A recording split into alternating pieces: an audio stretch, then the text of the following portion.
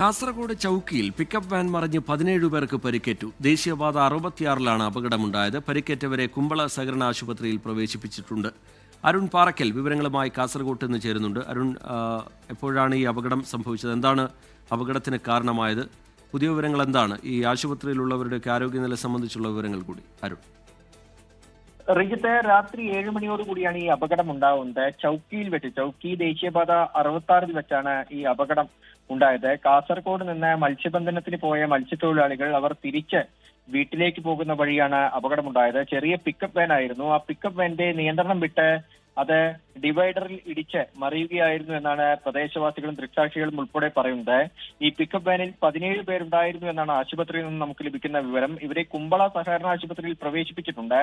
ആരുടെയും പരുക്ക് ഗുരുതരമല്ല. എല്ലാവർക്കും കൈക്കും കാലിനുമൊക്കെയാണ് ഈ വാഹനം മറിഞ്ഞതിന് ഉണ്ടായ ഒരു പരിക്കാണ്. കൈക്കും കാലിനുമൊക്കെയാണ് പരുക്കേറ്റിരിക്കുന്നത്. ആരുടെയും പരുക്ക് ഗുരുതരമല്ല എന്ന് പറയുന്നുണ്ട്.